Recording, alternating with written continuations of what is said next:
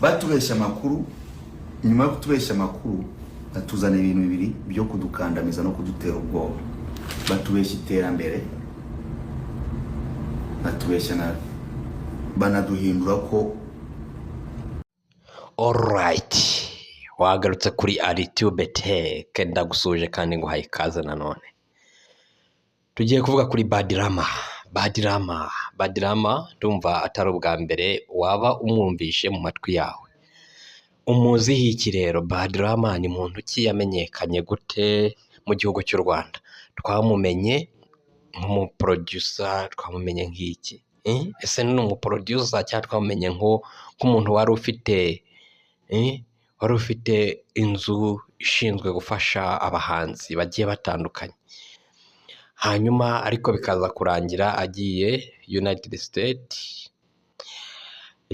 N'izindi nkuru nyinshi muzagenda mwumva cyangwa se mwagiye mwumva zo kuba hari umuzungu w'umukecuru yatwaraga mujyana mu birunga gusura gorillas, hanyuma bikaza kurangira amugize umugore. Baragakubise bararyoherwa, rero birangira abaye nk'umugore we, ariko bikaza kuvugwa ko Badirama yaje kumurya amafaranga n'imitungo ye yose akayigurisha, hanyuma umukecuru akisubirira iwawe bo muri United States, akisubira muri Amerika.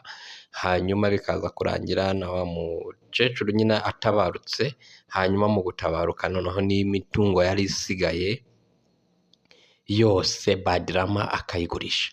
None Badirama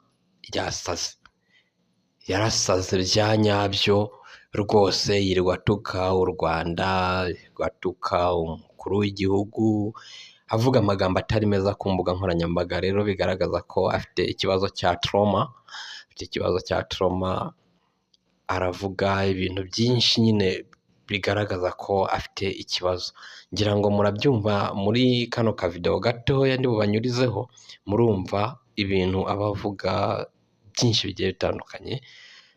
Birumvikana ko atari serious kabisa, birumvikana ko atari serious, aravuga ibintu byinshi utamenya aho ari kubikura. Rero niba ari ikibazo cy'ubukene, ko bivugwa ko yaje kwatakwa n'ubukene bakanamusohora mu nzu yari acumbikiwemo, niba ari byo byaba byaramuteye trauma ntabwo tubizi, ariko ngira ngo muramubona uko asigaye ameze n'ibyo asigaye ari kuvuga, ni ikibazo gikomeye cyane.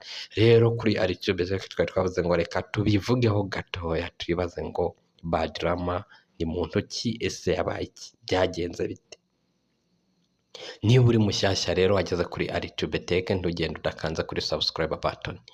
Ikindi, niba usanzwe uri mu bakunzi ba Alitube Tech, wakora share, wakandika comment, wakanda na like kugira ngo YouTube iduhe recommendation, maze tujye uploading ikiganiro kibashe kuba cya boostinga kigere kure. Turakomeza kugenda dukora inkuru zigiye zitandukanye k'uyu mugabo. Reka tube ducumbikira kugira ngo ikiganiro kitaba kirekire kandi tugifite amasaha menshi yo gukora ibiganiro byinshi, tugenda tureba ngo ese byarangiye. Burubaje ko n'iryo terambere batubwiye dufite ritagenda neza, tugomba kujya tumwita umwicanyi, umujenosideri, umuntu urwanya leta. Ibintu bibiri ukuntu abantu ari abakobwa. Nta nzego tugira, byose ni property z'umunyagitugu umwe Paul Kagame. Kuko